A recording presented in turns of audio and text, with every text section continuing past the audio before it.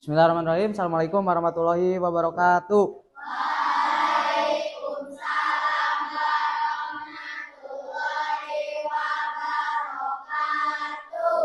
Selamat siang anak-anak. Siang. Nah, gimana kabarnya? Baik. Alhamdulillah kita bisa bertemu lagi dalam keadaan sehat walafiat. Di sini Bapak mau ngabsen dulu. Arya, Depal, Elvira, Padli, Gisel, Komisa, M. Al-Ghazali,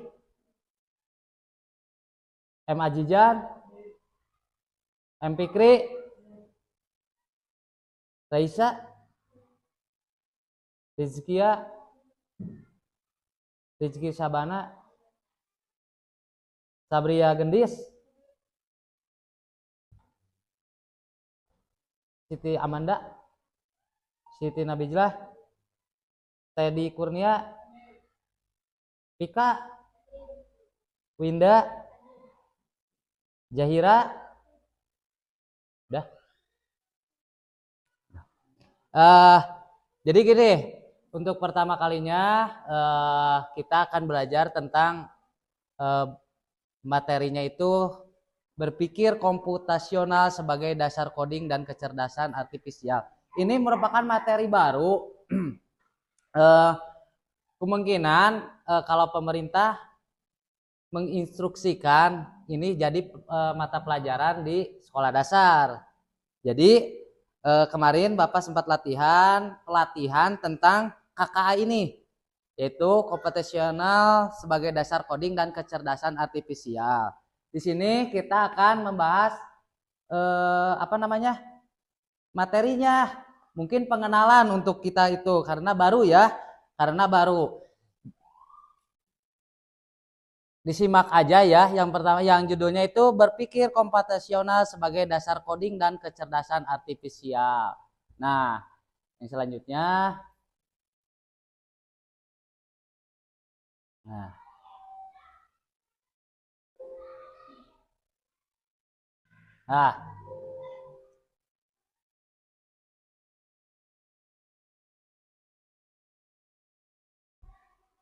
Nah, apa itu coding? Nah, di coding itu keterampilan yang memungkinkan seseorang membuat berbagai perangkat lunak, mulai dari aplikasi, situs web, hingga program komputer. Nah, jadi ini banyak kaitannya tentang teknologi ya. Nah, tentang teknologi, kalian kan sudah mengenal alat-alat tentang teknologi apa aja yang kalian tahu? Nah, ya, handphone, apalagi laptop, komputer, ya, apalagi handphone ya, kalian pasti semuanya punya handphone nggak?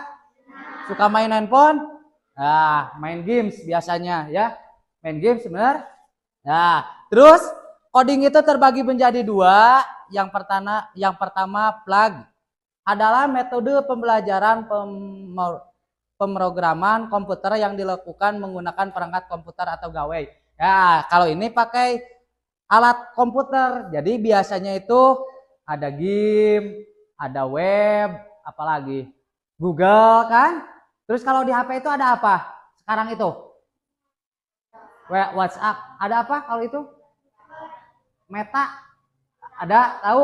Ah, itu ya. Terus ada juga unplug. Adalah metode pembelajaran pemrograman komputer yang dilakukan tanpa menggunakan perangkat komputer atau gawai. Nah, kalau ini tanpa ya.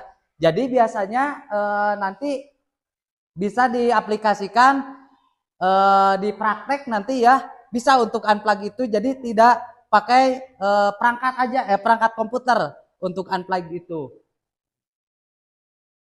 Terus yang materi selanjutnya. Nah, apa itu berpikir komputasional? Yaitu cara berpikir untuk menyelesaikan masalah dengan langkah-langkah yang rapi dan logis seperti komputer. Nah, jadi ini sekarang itu kita khususnya negara Indonesia itu tahun 2045 itu kita akan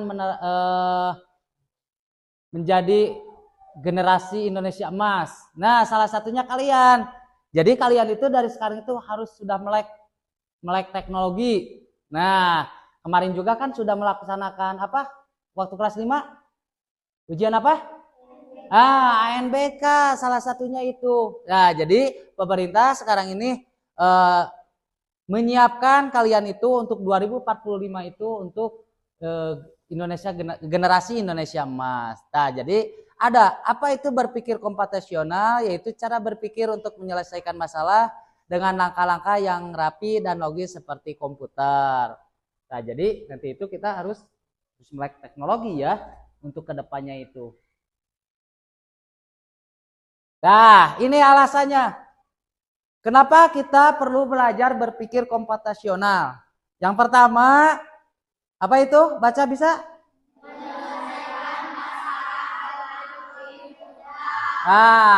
Menyelesaikan masalah dengan lebih mudah. Nah, kan sekarang itu kalau apa namanya? Kalau ada pertanyaan-pertanyaan itu bisa di-share di apa? Apa? Di Google, betul, di Google. Kan mau tanya apa aja bisa di apa? Di Meta juga sama kan ada ya? Bisa kita klik apa?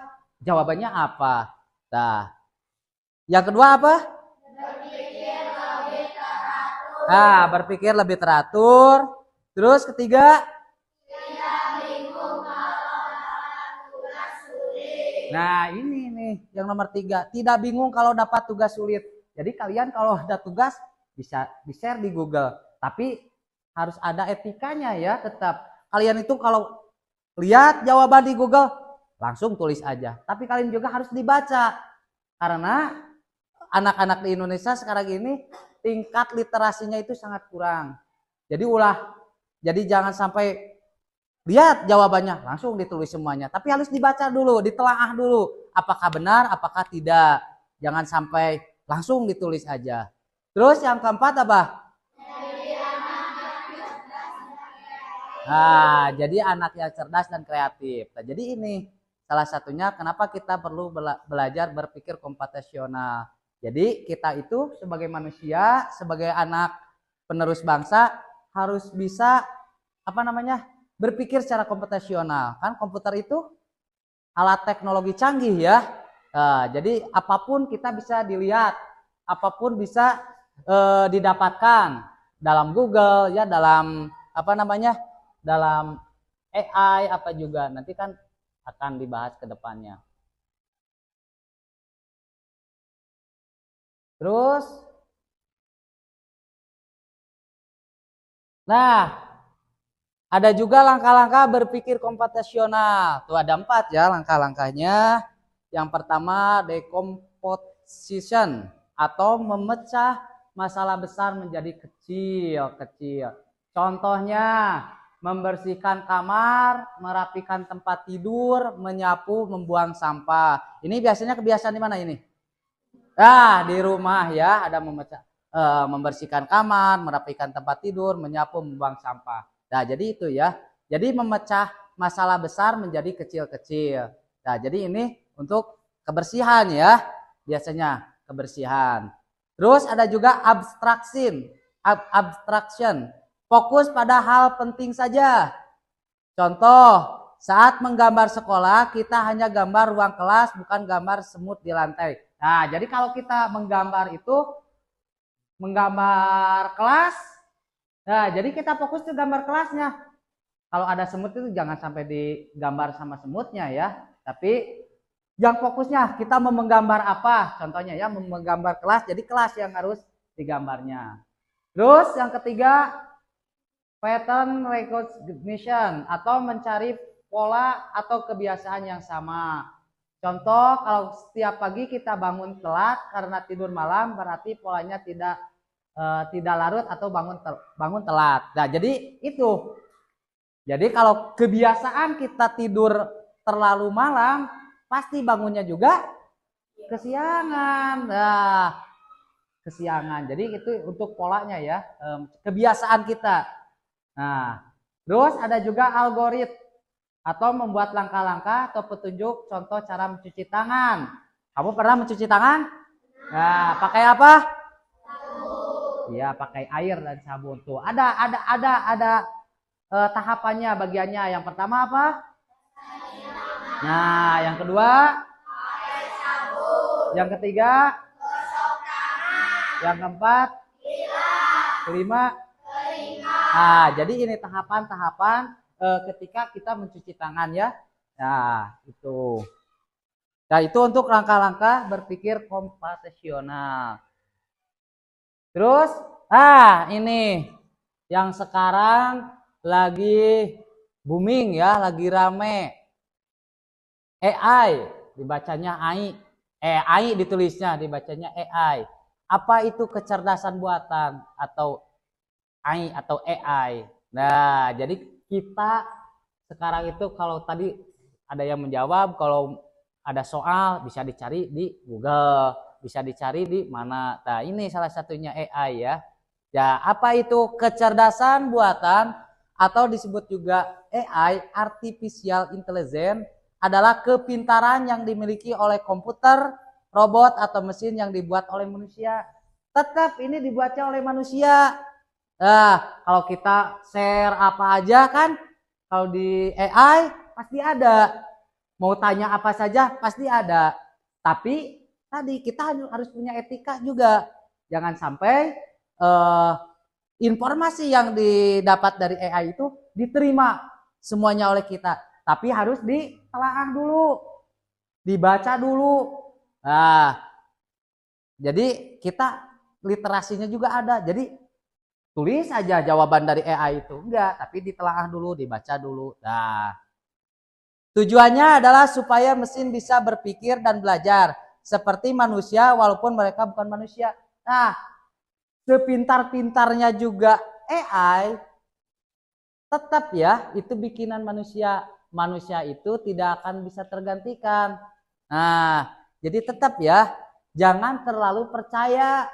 Kita telaah dulu, kita lihat dulu, baca dulu dari sumber yang lain apakah benar apakah tidak, itu jawabannya. Ya, itu untuk salah satu kecerdasan buatan manusia yaitu AI ya.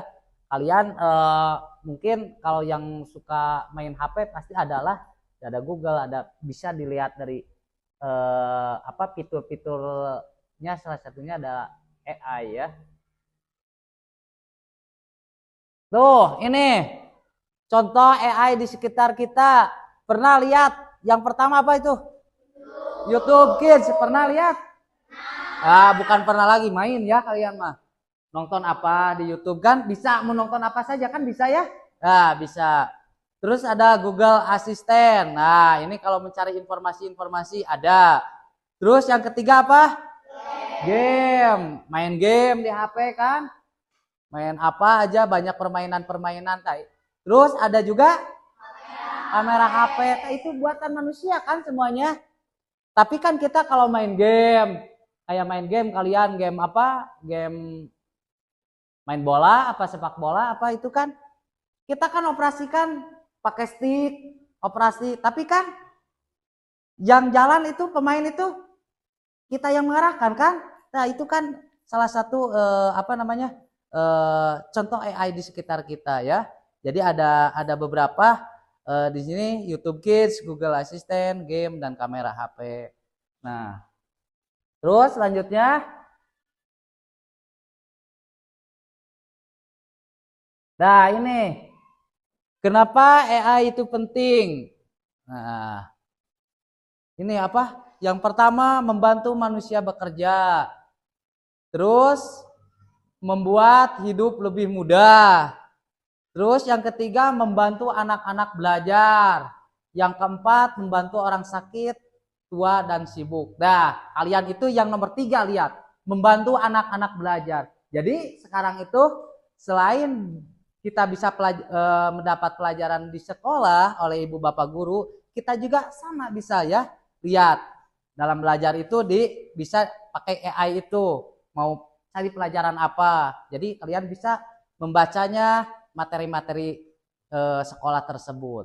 Nah, Jangan main game terus ya, tapi ada ya untuk pembelajarannya. Terus apa lagi?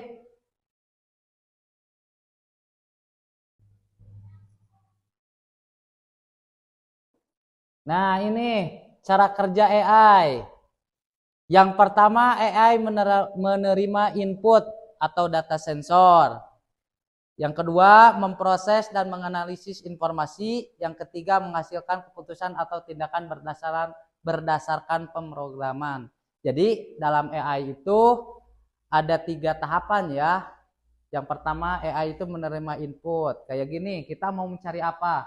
Mau mencari materi matematika kelas 6. Terus diklik, di enter, terus memproses menganalisis informasi, langsung muncul apa materi-materi tersebut. Tuh ada 3 tahapan ya. Nanti kalian bisa lah dipraktekkan di HP masing-masing di rumah ya. Kalau ke sekolah gak boleh bawa HP ya. Tapi ini bisa dipraktekkan di rumah kalian kalau ada HP ya. Jadi itu ada 3 cara kerja sederhana AI.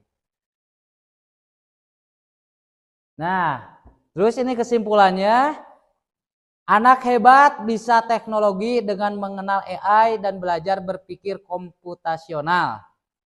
Nah, anak-anak jadi lebih siap menghadapi dunia digital. Nah, sekarang ini ya, jadi kita dipersiapkan untuk siap menghadapi dunia digital. Kan sekarang itu lebih banyak online ya. Kita belanja juga sama kan online. Belanja kan banyak online. Terus yang kedua, bisa menjadi pencipta teknologi bukan pengguna. Nah, kalian juga ke depannya itu bukan hanya pengguna aja, tapi pencipta teknologi. Nanti kalian bikin robot apa? Mudah-mudahan ya, ini pemerintah untuk KKA ini menjadi bidang studi khususnya di sekolah dasar ya ke depannya. Terus yang ketiga, bisa menyelesaikan masalah dengan cara yang cerdas dan kreatif. Nah, jadi ini kesimpulannya kita mengenal AI dan belajar berpikir komputasional itu ada 3 ya. Anak-anak jadi lebih siap menghadapi dunia digital. Yang kedua, bisa menjadi pencipta teknologi bukan hanya pengguna saja. Yang ketiga, bisa menyelesaikan masalah dengan cara yang cerdas dan kreatif. Nah, terima kasih. Nah, jadi itu ya untuk sedikit sekilas materi tentang berpikir komputasional yang bisa Bapak jelaskan. Mungkin untuk kita itu anak usia sekolah dasar kelas 6 mungkin hanya pengenalan saja. Mungkin di jenjang yang lebih tinggi di SMP, SMA, SMK akan lebih materinya akan lebih dari itu. Kita itu cuma hanya pengenalan saja ya. Nah ini ada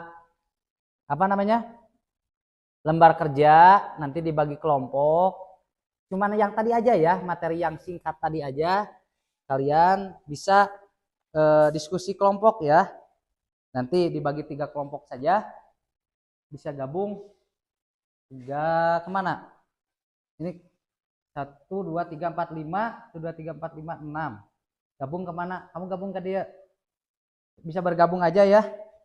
Ini kelompok 1, ini kelompok 2, ini kelompok 3. Sok bergabung, kamu bergabung ke kelompok sana. Yang 4 orang ini bergabung aja. Kamu tuh ke kelompok 1.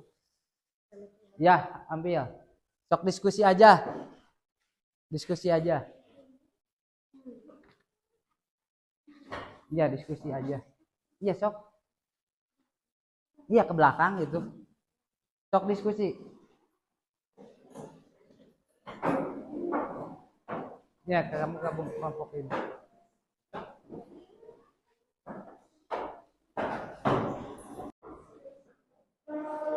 Tulis nama kelompoknya siapa saja di sana. Iya, kelompok 2 siapa saja. Gitu. Ini gabung sini.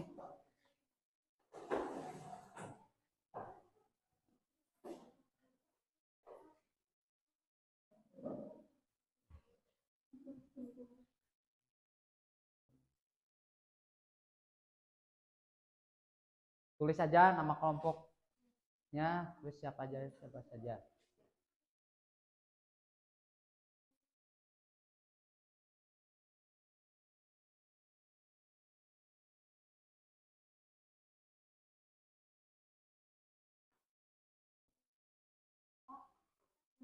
Ya, nama kelompok 2 siapa saja namanya?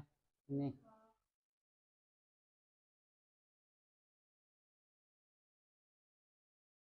Tulis aja. Itu pertanyaan yang tadi, yang materi yang tadi singkat itu.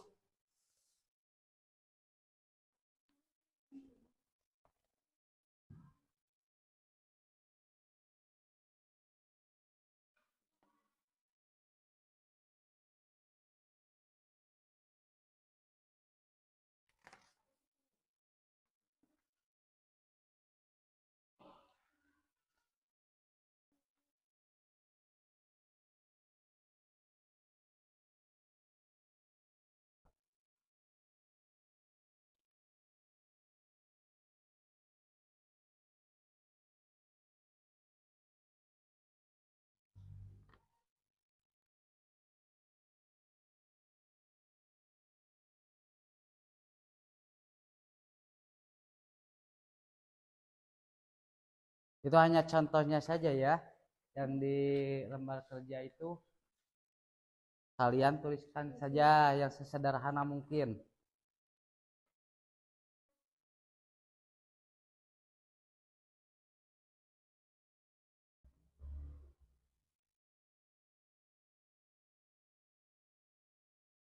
Ya, di sana aja, langsung di sana aja.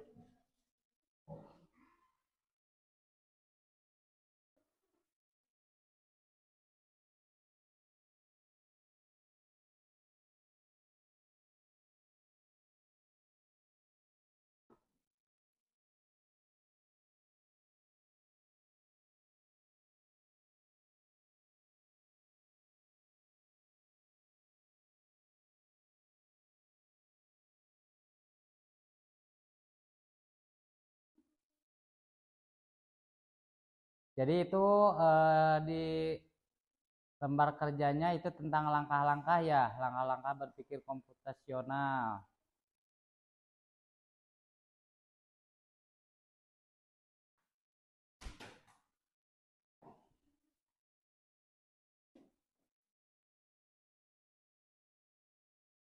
Yes, ya.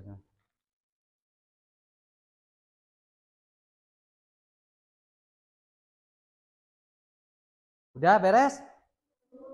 Hah? Belum?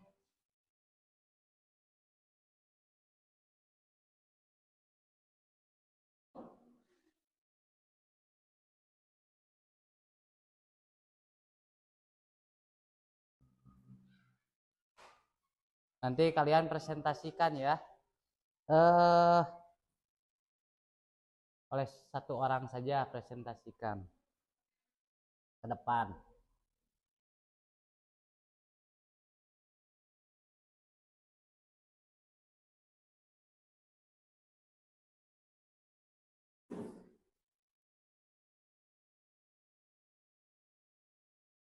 Udah habis? Waktunya ada beres belum? Hah? Udah? Sudah? Kelompok 2 belum? Bereskan dulu. Bereskan saja dulu.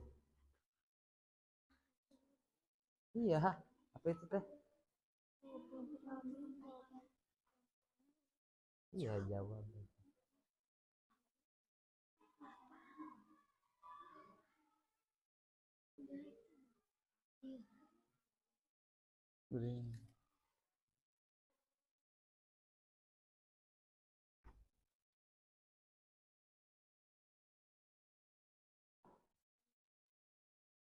Udah beres?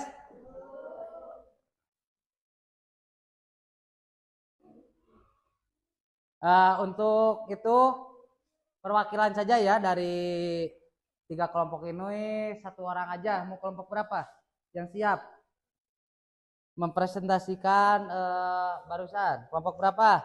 Cung. Kelompok berapa? Yo.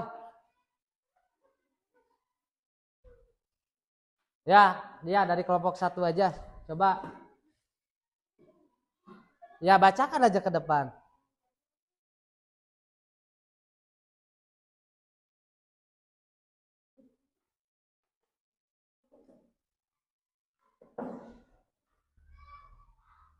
Ya, bacakan.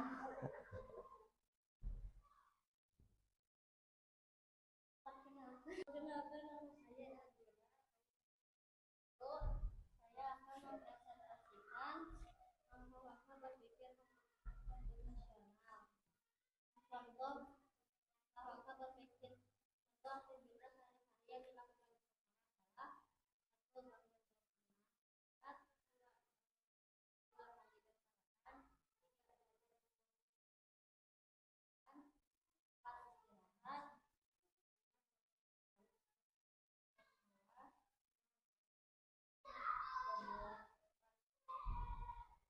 Udah? Oh, ini dari kelompok 1. Tepuk tangan dulu. Ah, jadi dari kelompok 1 itu apa? Udah, duduk. Tentang apa tadi teh? Algoritma kehidupan sehari-hari. Lihat dulu. Apa? Yang dihitunya? Oh, tentang aktivitas sehari-hari yang dilakukan di sekolah. Oh, yang pertama apa? Bangun jam 6, kedua mandi dan sarapan, ketiga belajar pukul 7.30 sampai jam 9, keempat istirahat, 5 belajar kembali pukul 10 sampai jam 11, keenam pulang ke rumah jam 12 tepat ya. Bagus ya. Itu salah satu apa namanya? Contoh dari algoritma untuk kelompok 1. Kelompok yang lain udah? Ya, diwakili aja ya oleh kelompok 1 karena waktu udah hampir beres. Mungkin untuk pertemuan sekarang dicukupkan sekian. Mudah-mudahan kita bisa bertemu di pertemuan selanjutnya. Kita bacakan hamdalah bersama-sama. Alhamdulillah. Assalamualaikum warahmatullahi wabarakatuh.